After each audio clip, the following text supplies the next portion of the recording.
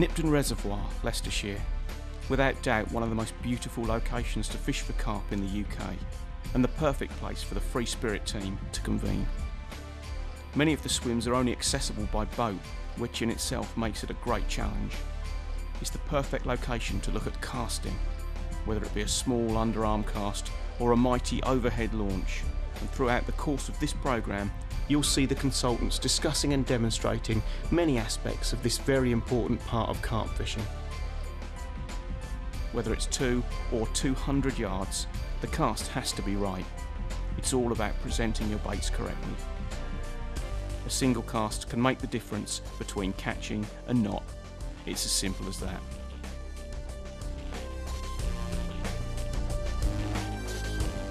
Simon Bond is the Managing Director of Free Spirit, but is also an obsessive and dedicated carp angler. For a long time, Free Spirit has specialised in rods, and we're probably known as producing some very good casting rods. Now, one of the things about casting is that we do various tuitions, but it's nice to spread the word wider, and people like Mark, Lee with his short range stuff and some of the other things that haven't really been shown too much on film or DVD before. So I felt it was a nice subject to get to grips with, and to bring sort of some of the techniques involved to a wider audience. And it's not all about long casting, it's about various techniques as well. So some of the things that you don't see often, magaliners and so forth. Some of the lads are very good at magaliner, zig rigs, that kind of thing. So it's trying to show all the techniques involved in casting relative to different setups and different applications. A former British record holder, Lee Jackson is one of the UK's best known carp anglers. A man who's fished hard for over a quarter of a century.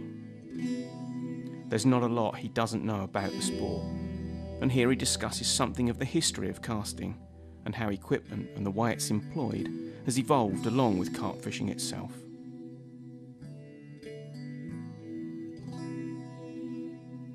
And in the early days, I think a 1 3/4 pound test curve rod was considered the average. 8 pound line and no heavier than a 2 ounce lead. And it's strange really, in them days, and perhaps if you was lucky, you could manage to cast 70 or 80 yards, but you had to be really lucky, it had to be flat calm and everything. But then most of the rods were glass fibre, hollow glass fibre.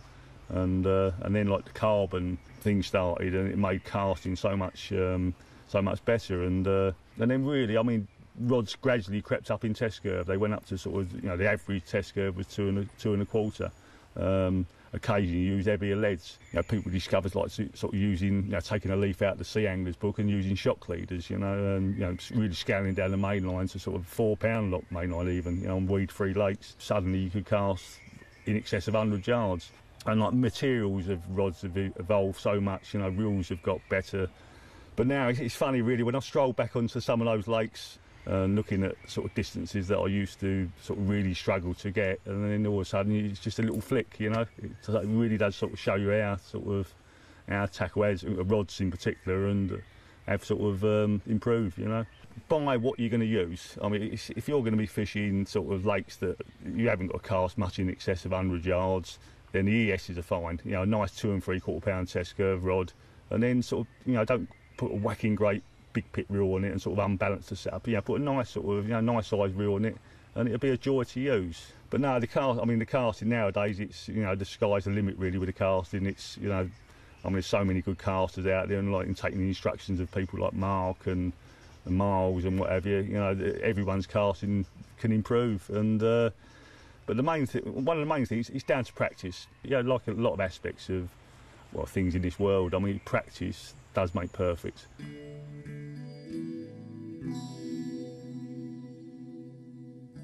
Many people associate casting with distance, when in truth it's only one very small part of it. Pete Castle is a well-respected angler who tends to specialise in margin fishing, perhaps where overhanging trees present a problem. The underarm cast is one he's used since he first started fishing, and one that has, in that time, landed him many, many carp.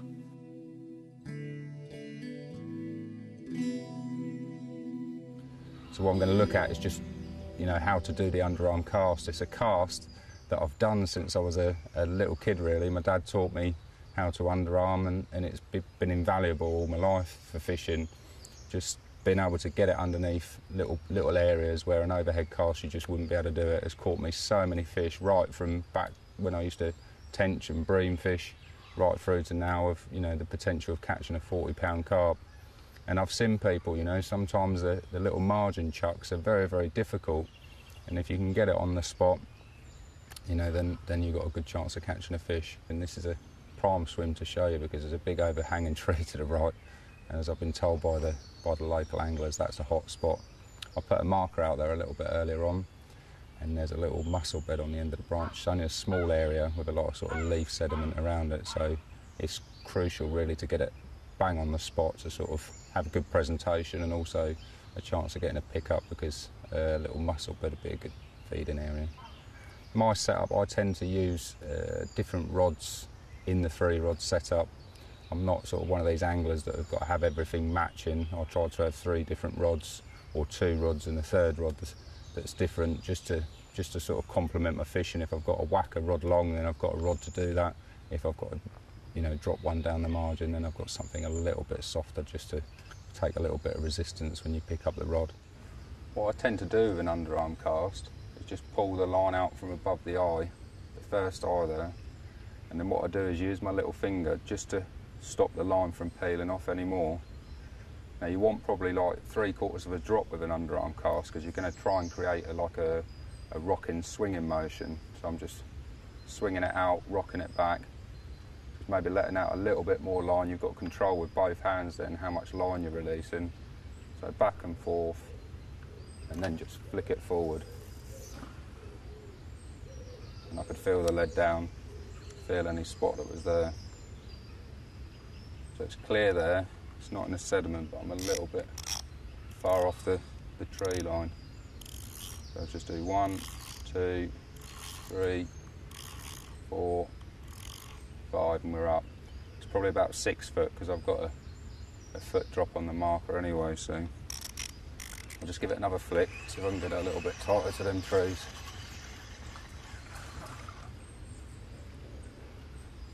So again, just make sure the bail arm's at the bottom so you've got plenty of space. Just pulling the line from above the eye, just touching my finger on there just so it's not peeling off. And go. Yeah, it's a nice fud there, I think I'm right on it. Yeah, it's clear. Just pop the marker up. 1, 2, 3, 4, 5, and we're up. So it's 6 foot of water there. Just to give you a little gauge of how deep it is, you know. So now I've got the marker out, I'm just going to put on a little lead, little 2-ounce flat pair. Got a little safety clip mechanism on there. Now there are a few trees now down that side there, so if the leg gets caught, then that will just ping off straight away. I'm not putting it on tight, as you can see there as well. I'm just putting on a new fresh squid bottom bait. There's been quite a bit of this bait going in the lake recently, and quite a few fish have been caught on it, so they do seem to like the squid on here. It's a little bait stop just to hold it on. Nothing too complicated. Little fluorocarbon hook link and a size 8 wide gape, just knotless knot on there. I've just got a little bit of putty in the middle of the rig just to pin it down. A real good tip for casting is funnel web. I've used it for nearly all of my fishing now. The main reason is because I like to use quite long hook links. I like to use quite simple hook links, and the funnel web bags, whether it's crushed boilies or pellet or a free bait stringer like this, that does help the rotation of the cast. The rig sort of spins round a little bit more and helps to keep the bait away from the rest of the setup, and it just reduces the amount of tangles that you have by a long way. Especially a little bit of an awkward cast like this where you're sort of flicking it from below rather than coming over the top. The rig does sort of spin about a little bit, so a little bit of weight on the rig to help it rotate will help no end. Right, got the rig sorted now. Just going to underarm this one out there as well. You'll be able to see up in the tree there's a There's another leaden rig up there where someone has obviously tried to do an overhead cast in here. It's just really impossible to do, even getting down on your knees, getting down low, that's not going to help. I'm just touching my little finger on my reel and just pulling out as much as I need. Using both hands to support the line. Bit of a rock, because I want to shoot this past it. I'm going to let the little finger go. And that is absolutely bang on. Feel the lead down. Feeling the lead down as well, that just helps to straighten everything out, because I'm pulling the lead back towards me and straightening everything. So I've got my main line, then the leader, then the rig, and it's all just sitting in a nice straight line. So if the fish comes around that corner, then it's just going to see the bait first of all, as opposed to the line and then the rig. Like fishing at range, accuracy, you know, fishing in the margins is really important. Even with the underarm cast, just shooting it just past the marker float has given me control to just gently bring it back in on the spot.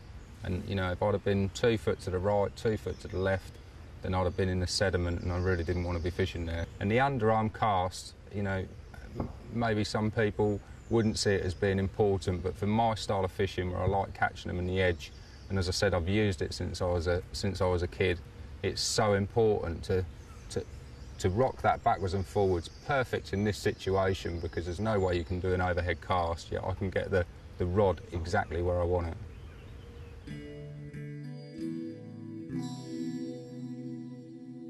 Stalking carp, by its very nature, will always be an exciting way of fishing. And here Sean Harrison demonstrates how you can catch fish from under the rod tip using a small 8.5 foot stalking rod and centre pin. Obviously, you need to keep disturbance to an absolute minimum, and it's here where Sean's many years of experience come to the fore. In this sort of fishing, it's the actual cast or the lowering in of the lead is the make or break. You find the fish, but it's so easy to spook them. Just be using small leads and hopefully be able to just lower them in rather than create the big splash. It's not all about casting 200 yards. I'd much rather catch them this way right under the rod top. Especially when you can actually see them feeding as well. Yeah, they're on the other side. There's another one just come up as well. Well, that probably makes sense because the sun's going down behind me. They've gone onto the far side of it, which is getting the last rays of sun. We've only had a few warm days this year, so obviously still enjoying getting the sun on the backs. Well, if the mountain won't come to Mohammed, we'll go to the fish. I'm going to have to be so careful here though, it's ever so shallow. There's probably barely 12 inches of water where the fish are. Just one clumsy cast, one too big a splash. It'll all be over with. Well, from the other side it looked like there were a few fish here. So I'm just going to set up the little 8.5 foot rod, the margin creeper. Got a centre pin on this one. Literally going to be just lowering it straight in. Only an ounce and a bit lead.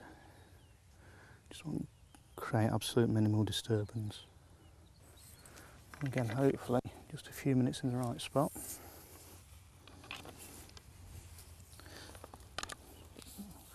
It's going to be more beneficial than a day in the wrong one. Just move up to these fish here. So fortunate, I've got all this long grass and just off their field of vision. Just need to get this in now without spooking them. It's so important to get this right first time. I'm going to swing it out and break it quite heavy to just let go it nice and quiet. There we are. The fish that was there, it's not bolted off at all, so we've got away with that one. I'm just relying on the hook bait at the moment. In fact, there's a lot of bubbles coming up from that one. I thought I was away then, the line just picked up quite sharp, it's fell slack again. Oh, there's one just on its way to me. I find I get really impatient in this sort of fishing. It's sit there for hours on end behind the rods, but once you know the fish are so close, it's so difficult to sit back and do nothing. There's one just come up and heading directly towards me. There's another one behind it. It's just watched it head forward, straight in line. There we are.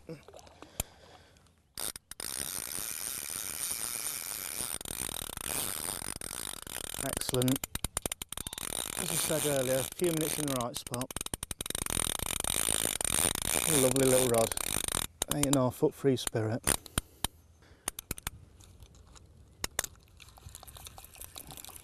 As I say, the 8.5 foot margin creeper. I had some really good fish on this. In fact, I christened it on a 30. First fish I ever had. A little dumpy one. And that's about where I hooked it, where it is now.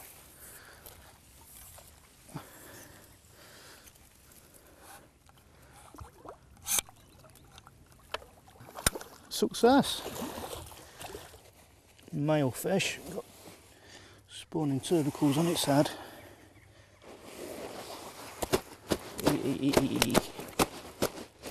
Calm down. And the sling mat that I used to carry the tackle around in is now being put to its normal use. And quickly see what it is before we drop it back. It's hovering 20-ish, but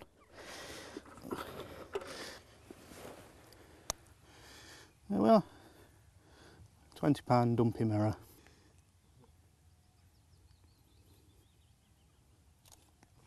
Proper margin caught carp. Fortunately the cast didn't spook it. A bit of an awkward margin here, but with the sling mats it makes it so much easier to return them. A little bit of water on its nose. Once again, a few minutes stalking. One of my favourite methods of fishing. Much underestimated by people. So few people bother to do this. But as I've just shown, just a few minutes in the right spot, it's just worth hours and hours in the wrong one. Professional angling tutor Miles Gascoigne spends much of his life teaching others how to catch carp, and as such is the perfect man to talk about feature finding. It's a subject neglected by so many anglers, but one that is so important and will have a direct impact on what you catch at virtually every venue. Finding the right place to cast your hook baits is obviously vital to your success. I think the importance of using a marker float is to give you an idea of what you've got in front of you or in your swim, giving you an idea of depth, which will help in choosing location. Feature finding is going to give you an idea of depth. Also, will help you understand what the lake bed is made up of. Is it weed? Is it thick weed? Is it just a little bit of weed? Is it gravelly? Is it silty? Is it clay? What is it? The main line that I use on the reel is braid, and it's almost pointless feature finding or marking, whatever you like to call it, without braid. I use 30-pound braid. I then put a shock leader on it. Either this £30, which I think probably does the job well enough, armour cord. It's very, very abrasion resistant, comes in a nice tidy little spool, and I join it onto the braided line with a back-to-back grinner knot. I don't think it matters how far you're casting. A finger stool, something like this, you can buy it from a chemist shop. I think they're $1.99, something like that. They're good bits of kit. They do wear out, but I find the thinner ones protect your finger enough, but they give you some sensitivity, because you need to feel that line and the pressure on it as you make your cast. I use a gripper lead. It's got some nice little lumps and bumps on it, but it also has quite a big surface area. So if you imagine my hand is the lake bed, there's a lot of lead touching the bottom, and that's going to transmit as much information up your braided main line as possible. The little lumps and bumps will catch in the gravel. Some leads on the market have some huge, great big protrusions, and I find they catch on bits of gravel and you'll pull hard to get them off, and the lead just jumps 2 or 3 foot, completely missing half the features that you're trying to find. So I find these grippers work really well. If there's clay on the bottom, you also find that clay often holds up inside that hole in the middle, which can give you another indication of what's on the bottom. There's a bit of silicone tube covering over a couple of snap links in there, just helps to prevent tangles a little bit. And then we've got a nice nice big ring there to allow free movement of line through it. The float's a really nice buoyant float. It's a nice design by Corda. You can very quickly unscrew the top and change it for an orange or a black flight. You look at it and there's that sort of shimmer of little ripples, and you'll find that this yellow colour is actually rubbish and you'll want a black colour. It really does stand out. Other conditions, an orange, sometimes this yellow colour works well. Today I've got the reflection of the trees on the far margin in the swim in front of me, so it's quite dark, and therefore this yellow colour is going to stand out the best. One thing that's really important is as you cast out, your setup will look like this roughly as it's flying through the air. If you just let that just splash down on the surface, what you'll find is that the float will wrap around here a couple of times, tangle, and it will hit the bottom, and you'll be able to drag it back to establish what's on the bottom. Then you'll want to see where that is and establish the depth, and of course the float won't come up because it's tangled. So the answer to that is, and this really is to me the only answer, is to feather your cast. And by that I mean when you're casting, just before it lands, using your finger, just gently touch the edge of the spool. It slows down the progression of the lead as it's in flight, so the lead will slow down, the float will come up to here, and you'll want to do all this just before it lands, and then as it hits the surface, the lead is tight against this ring and there's no way that it's going to wrap up around your main line. So it hits the bottom, you can feel what's on the bottom, and then we can allow the float to come up to establish depth. Now she flies, and I'm feathering it down to make sure that we don't get a tangle. Keep your finger tight against the edge of the spool, trapping the line, and then watch the rod tip. You'll have a slight bend in the rod tip as the lead is putting some weight on the tip, and then when it hits the bottom, if you've got weed, the rod tip will just gently come back up to straight. If you have a harder bottom, silt or even gravel, then the rod will come up with a sharper jolt, and it gives you a rough idea of what's on the bottom. I take my finger and hold the line, and then hold it against the blank. The blank is a little bit like a drum. It just amplifies all the vibrations, being carbon and hollow, and then the braid having absolutely no stretch in it as well helps you gives you a better idea of what's on the bottom. Then as a visual aid, you can watch the rod tip, and as the rod tip's coming back, I'm watching to see whether it's just got a smooth bend in it, which it has at the moment, and I'm feeling a sort of soft, silty clay bottom. And then I'm going to see whether it locks up at all, which might indicate some weed, or whether there's some sort of vibrations, more sudden vibrations, as if there's some gravel or rock. So keeping my finger against the blank is going to give me the best idea of what's down there. I'm keeping the rod low as well. I see quite a few guys doing it like this, up in the air, and I feel that it just pulls the lead up off the bottom too much. Keeping the rod low, I think, is going to keep the lead set up along the bottom and give you the optimum indication of what's there. Now, I'm just feeling a few lumps and bumps as if they're sort of rocks and gravel. So what we're going to do is see what kind of depth we've got there, and also give us an indication of where that is out in the lake, more of a visual indication. So the way to do that, half a turn on this reel. If you're using a bait runner, you might engage the bait runner.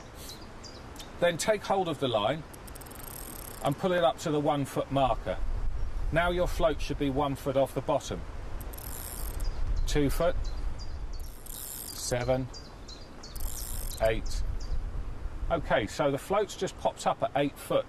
What's really important is that you keep the rod in the same place. As you can imagine, if I move the rod more towards the float or further away, that's going to alter the amount of line that the float's coming up and down. So once you've found that feature that you want to establish the depth at, make sure you keep the rod pointing in the same position and pull the line out until the float reaches the surface.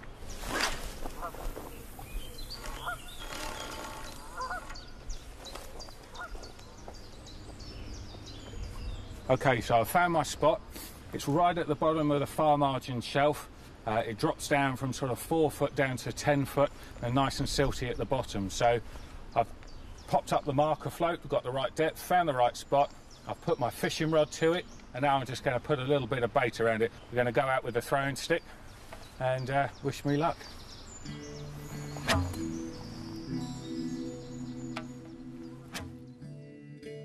Spodding is a part of carp fishing that's received an awful lot of press in the past few years, and rightly so. It offers the angler a real fishing edge when implemented correctly. Here, 2 times British carp champion Brian Jarrett shows how to cast a spod to the right spot every time. A good, powerful cast is one of the secrets of successful spodding, and with practice, your catch rate will soar. Right, as far as the spodding's concerned, everything is down to exact accuracy. Sort of over the last probably 5 or 6 years, when I've fished a lot of sort of international matches and British Championship matches, you find that because of the number of anglers we've got on the banks now, and when you get into a competition, there's so many lines going in, everything has got to be perfect. So what I tend to do now is I always have 2 bank sticks which are exactly a rod apart. And as soon as I find a spot with a marker rod, I come down to that, I bring it back in and mark it off on the sticks to the exact distance of how many turns, and put a mark on if it's a part turn. I then relate that to the spod rod, so the spod is clipped identically directly over the top of the rigs. So if I'm fishing a zig up in the water, I want the bait landing directly on top of it, because that's where I want all the excitement to be. If you can fish accurately at whatever distance you're happy with, that's what you should concentrate on, and get it tighter and tighter and tighter.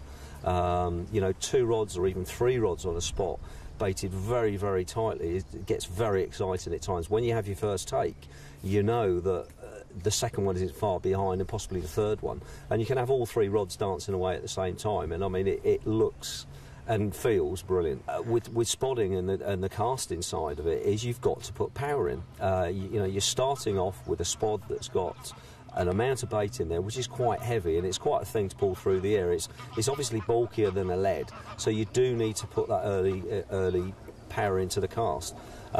You need to extend your arms so that you're getting the full momentum of the actual arc coming round, and you're always overcasting. If you're looking at spodding 60 yards, you need to look at 80 or 90 yards, and that's where you're trying to put it. Get that power with the spod moving early. As soon as that spod starts flying, then you can start feathering it onto the clip and dropping it onto the spot. But so many times you see people lightly starting the spod off and pushing the rod right out forward desperately to try and get it that little bit longer. It's just so much easier if you put the power in and then feather it down and actually let it hit the clip. Yeah, I mean, there are specialist rods now. I mean, in huge arrays of test curves, I mean, you can go, sort of 5.5 pound, very heavy ones, which are brilliant for range, but the accuracy on shorter range tends to be, you find a little bit more of a job for getting the feel for it. But since Corda have brought the new range of spods out, you've got an extreme range one, which is 10 times easier to get the distance with a standard type spod rod. But they've also brought a very small one out, and that one you can put on, I would say, any 2.5 pound test curve rod, and quite happily, because you're only looking at a small amount of bait in there. But it's a lovely one just to either trickle a little bit of bait into a smaller water, a quiet little swim where you don't want too much out there, or you want a few little patches around rather than one big heavy amount of bait. But it allows you to use a standard rod as well. I mean, a designated spod rod is perfect to have, because there's so many instances you're going to need to use one. Method blasting is a great alternative to traditional spodding, and is something being used more and more on today's waters. It's a very underused approach, and here Simon Bond discusses what rods work best when method blasting, and how to perfect the technique needed to maximise this style of fishing. Spodding first started on a water in Bedfordshire called Elstow, and that was some 17, 18 years ago. And I was actually right in at the start of spodding, basically, and that was when we were making spods out of shampoo bottles and things like that, and that was a very devastating technique.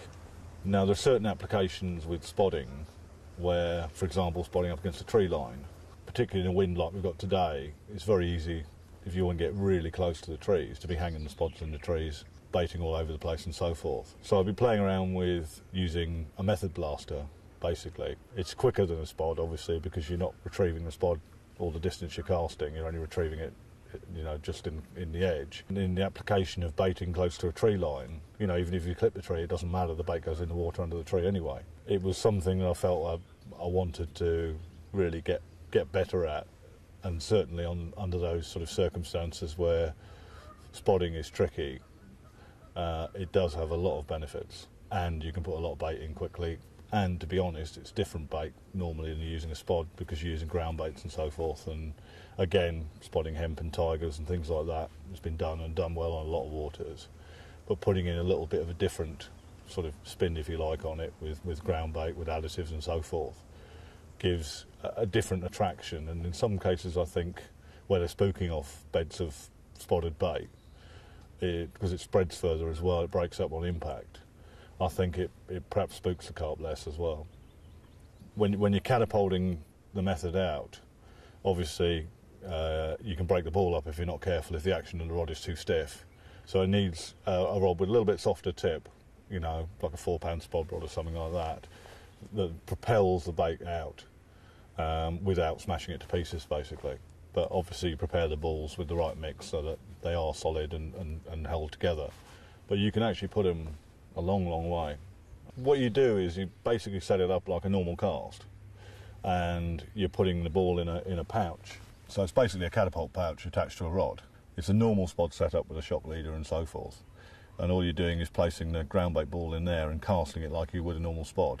You open the bail arm and cast normally, but obviously as soon as the ball is released from there, the pouch just falls, you know, 10 yards in front of you, and retrieve it, and away you go again.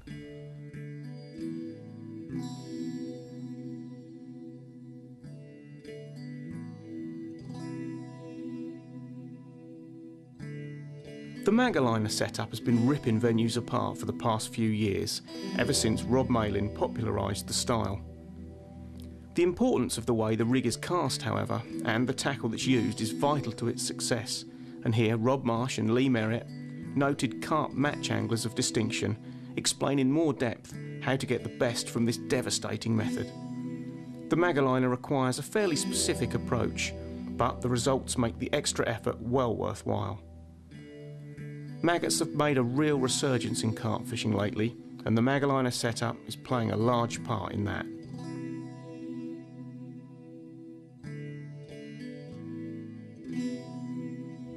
Well, the maggot rig we first see, Rob Malin showed it to us, yeah. was Sandhurst. He taught us a lesson. We'd been down there for a couple of nights. We thought he was doing quite well, and Rob plotted up next to Rob one day. Had 230s in probably 30 minutes, and the next day plotted up to me, next door to me, and had another 230s. People look at it and they've read about it a lot. It's not till when they see it in real life that they realise how simple it is, and they can do it. And you can, with the right equipment, right rods or right reels, you can cast it 120 yards. Found that really a lot of maggots doesn't really work. You're better off slowly building the swim up. We don't tend to spod, do we? No, we have your rods clipped up. So it's just little bits of poles of bait on bait. Yeah, and literally you can't cast exactly the same spot every time, but you're hitting the clip, and it always there's an area of little spots. They get hunting around, they're scavenging for the maggots, but once they get preoccupied on them, they're deadly. Most of our Pagliarini fishing is done with white maggots. This venue, they seem to prefer the red at the moment. Our Pagliarini rig consists of a quarter safe zone leader, a dumpy pair, square pair, tail rubber, a big-eyed swivel, just a simple helicopter rig really, and just a plastic Enterprise maggot on the end. Right, obviously make sure the maggots are good quality, nice and dry. We sort of nurture the maggots, keep them mazed up all the time. A good handful in there. Give them a good pun down if you like. Try and keep them nice and tight. The only problem with this system is you can't get things ready in advance. Safe zone leaders comes with a swivel with a big ring on it anyway. Ideal for what we want. Just like that.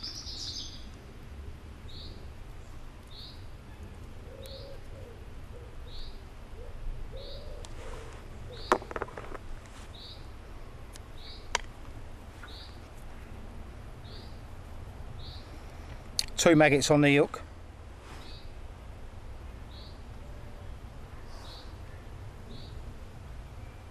So, snip the bag, try not puncher any maggots in the bag, because that makes the PVA obviously dissolve. That'd be ready for casting. I think if you don't hit it hard and you don't sort of give it sort of a good cast straight away, it tends to die, and then you're just wasting maggots and you're getting them where you don't want them. So literally I just let the clip, make sure that I hit it as hard as I can, feather it down just before it hits the clip, make sure it hits the clip every time, so I know it's on the same spot. Nick that back in there. Again, try not to get the maggots.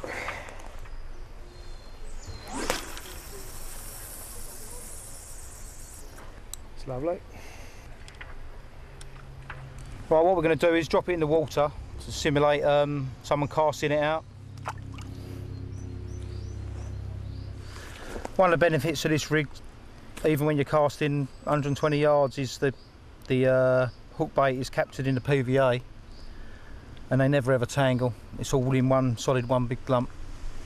As is the water, you just know every time it's not tangled up. Really good and really confident about casting that rig out 120 yards. Here we see Pete Castle trying his luck with just a couple of rods, using the roving approach. Pete feels that sometimes marking and spotting can cause too much disturbance, when a simple rig cast to showing fish can yield instant and very productive results. And I was really struggling up at the other end of the lake. It seems like the wind pushing down here and the warm conditions. You know, it was obvious that they were going to be down here, but you can't night fish here, and we're here for the best part of 5 days, so I've decided to bivvy up there in a little quiet bay to see what I could catch. But so as you can fish days down here, just put a couple of rods in the multi-pouch, landing net, a couple of buzzers, and you know, just a few bits just to see me through. It's not really stalking, I suppose it's to some extent, but with the buzzers, and so I could sit back and relax a little bit and enjoy the sunshine. But also, if I needed to get to the far bank, which I can't get round there to fish, I could just cast over there. And that's proved right, because I put the rods in down the margins, and although the fish were there to start with, a couple of them spooked off the lines, and my foot was a bit heavy at one point as well, and they sort of bolted out. They come back for a little while, but then it sort of quietened off. I'd missed my chance. And then I started to see them like move on the far bank, so that was when the throwing stick come in handy as well, just to flick a few baits over there. And then on the setup itself, I've just used a 3-bait stringer just to give them a little taste around the hook bait, but also to help the rig rotate in the air. It's a good tactic, roving. It really can catch a lot of fish. Oh, we're in now. A lot of carp anglers, they'll come to a lake and they'll set up their camp and just sit there and fish and bait up and wait for the fish to come to them. And that I haven't got a problem with at all, you know. If people want to do that and they're getting away from work and enjoying a social time with their friends, and that's fantastic, there ain't a problem with that. But where it does become a problem for me, when the same people moan at the end of the weekend that they haven't caught anything. And as far as I can see, a lot of the time they haven't put the effort in to really deserve it. Roving approach, you know, you're taking the bait to the fish. You're turning up, looking in an area that you think that the fish are, trying a rod in there, trying a couple of rods in there. If you don't get anything, then you either up sticks and move, or like this bay, there's no one else fishing in here. I can hit most of the areas up and down the bay from this swim. So wherever they show in here, and there is groups of fish in this bay definitely, and they're moving along. So, you know, I'll give it 20 minutes. If I haven't had anything, and I'll have another little look, see if I can see a fish showing somewhere else, and then just put a bait on it and see how that goes, you know. With a cracking mid-20 common. I'm well pleased with that. It's a fantastic approach, roving rods. Summer or winter, if you can put a bait close to the fish, there's a good chance of you catching them.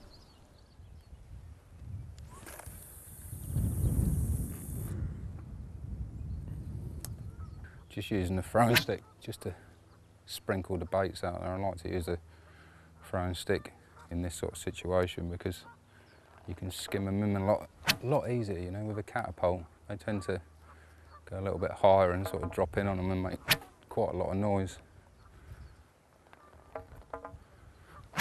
This way you can I'm just spraying the bait. I know the fish are in that area. I've seen a couple roll now, so stick another bag on and chuck it over there, you know. I love it any time of the year. Even in the winter, it's a great thing to do, just rove the rods about. Especially if you've got a 3-rod setup, you know, what's the point of sitting there with nothing happening, you might as well at least take one of them rods and just give them a little flick about and see if you can pick a fish up. It's caught me so many in the past.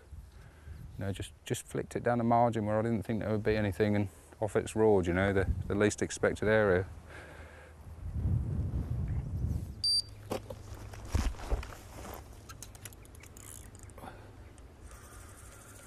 Yes, we're in. We're always carting up the lake fairly hard, right? Pete went on to have a couple more fish with the roving approach, but we're now going to go back to Brian's swim, where he talks about a method that over the years has proved devastating for him, but one that needs careful application. It's time to go zigging, and Mr. Jarrett is the man to talk to.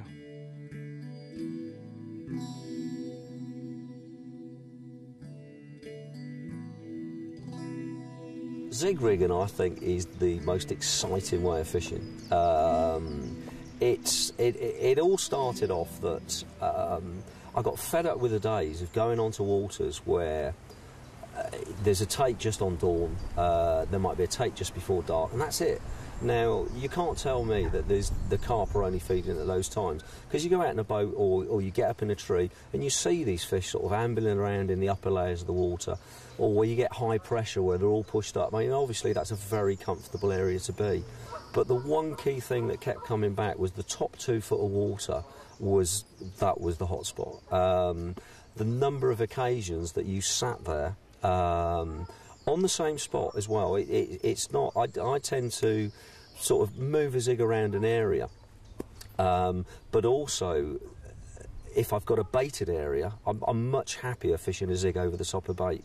So once I've found a spot and I've baited it up, I'll normally stick one straight up on a zig before I start spodding, so I'm actually spodding over the top of the zig. The number of times that goes off, literally within the after the first spod come in, you're halfway back in with a spod and it's gone. You know, the fish spend an awful lot of time in that upper layer, and I think the majority of the day you've got your rigs down there and the fish are nowhere near it. Floater fishing is an important side to your angling, but I think a lot of the times if you look on the zig side, it's not a wasted rod. I keep getting people saying, well, yeah, but I don't like zigging because it just feels like I want my rigs on the spot. Well, fish them on the spot, but actually fish them up in the water, because a lot of the times these fish will come over your spot and they're actually circling round over the top of it. I've seen it so many times, and then you sit and wait and think it's going to go in a minute, and just before dark off it goes, and you think, I've waited 7 hours for that. Most lakes, the top 2 foot of water never gets fished, and I love it now when you walk onto a water and say, oh, they don't take zigs here, mate. I mean, the first, that's normally when 2 zigs go out and the third one on the bottom. Okay, I'm just bringing the zig back in at the moment. I've had it over there on the far bank. I think what I'm going to do is just drop it, the centre section through the lake's about 12 foot deep, so we've got a 10 foot zig on it just to get that 2 foot of the top 2 foot of the water. So there you go, 10 foot zig, little bright pop-up. And lead size, I don't think it really matters on your lead size. I mean, a lot of people say use the lightest lead you possibly can. I've never really found that. I tend to use very strong indicators that the line's really under tension. And on a single beep on a zig, I'll strike it, or not strike it, but pick the rod up and lean into it. Okay, so we're just about ready to recast this zig. Now, obviously, if you've got background like this, which is just wood chippings, you can lie your rig on there, it's not going to snag anything, and it's going to go out there quite easily, so that's not a problem. But if you've got background like this, where you've got bits of brambles and stinging nettles and all sorts of things, if you lay your rig on there, obviously it's going to catch on that on the cast out, which is no good. So what we do in that situation is literally just take a bucket lid, place a bucket lid behind you, and then just pop the rig on top, and that's it. And then just get in your normal position, extend your arms, and then smoothly just casting through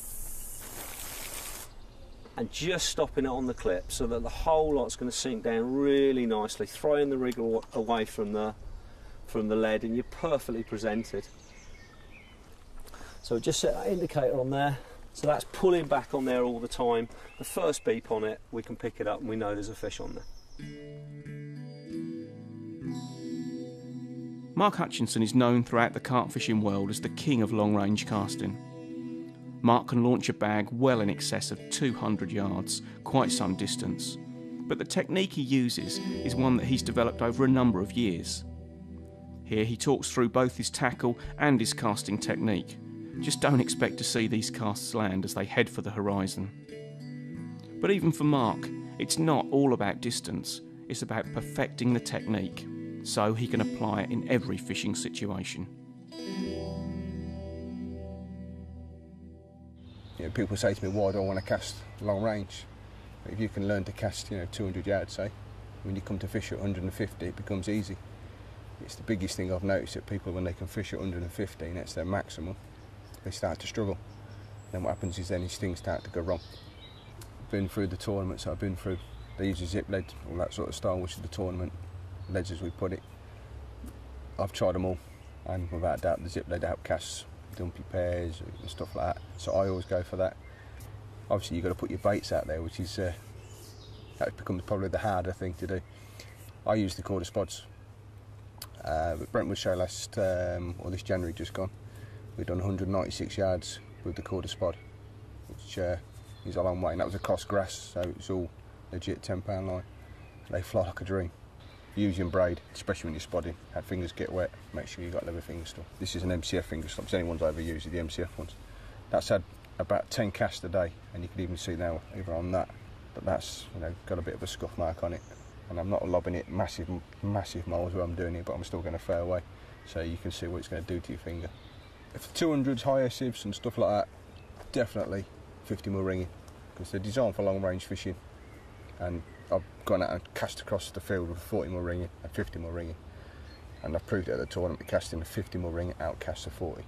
My technique is slightly different to what I call a basic overhead chuck, because a basic overhead chuck is a lot of people stand with their feet square to the water, trying to get accuracy, and they stand literally with their arms, with the right arm bent, the left hand out, and they're doing what they call a classic push and pull.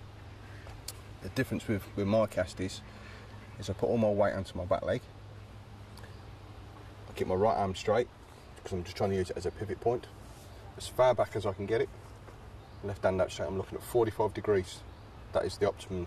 If you get 45 degrees, if a spod goes up at 45 or lead, it will come down at 45. If you lob it up high, it will come down. It's just like that. If you come too low, it doesn't get the right trajectory. Now, with my cast, there's a little bit more to it as well. What I try and do is try and get as much body weight, because when I first started casting against people, I was only 9 stone and stuff like that. So I'm trying to get as much body weight as I could into it.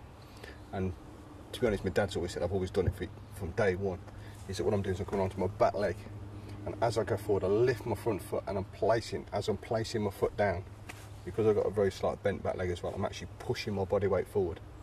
And as I'm coming over, I'm actually pulling in with my left hand as hard as I can into the chest. The quicker I pull this in, the further it'll go, because all you're doing is you're accelerating the tip over as fast as you can. The other thing I do is I have about half the drop. On something like the highest 200s, highest if I have half the drop of the rod, whether it's a 12 foot or 13 foot. A lot of people have too short a drop. They're thinking, I'll compress the rod quicker. I guarantee you, with practice, you'll go further. It's really not being scared to hit the rods as well. Most people are scared to hit the rod. If the rod snaps, overhead chuck in, send it back. It's not up for the job. It's as simple as that. What I'm going to be doing is, right arm nice and straight.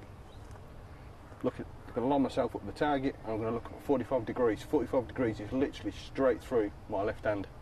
So once I've lined myself up, all I'm going to do is I'm going to lift my front foot, and as I'm coming forward with my front foot, I'm going to pull in hard with the left. And that's all the time looking at 45 degrees. So I'm going to show you a cast now, and then you'll see what it goes like.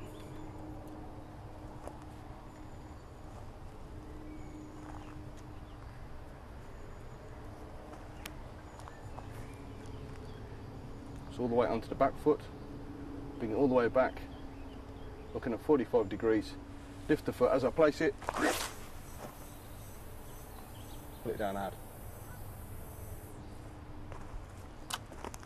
So what I do here is, so as you can probably see, I'm putting the leader to the back of the spool.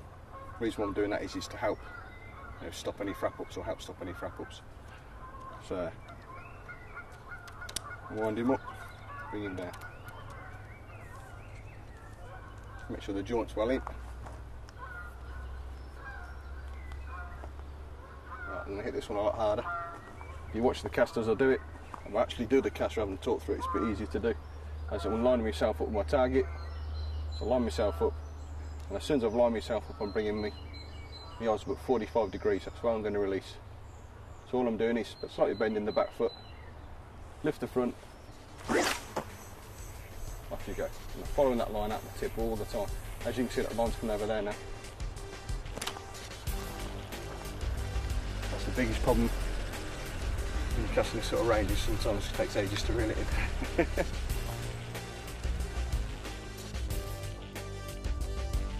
Over the course of this programme, we've seen many methods of fishing, all of which have required their own casting style.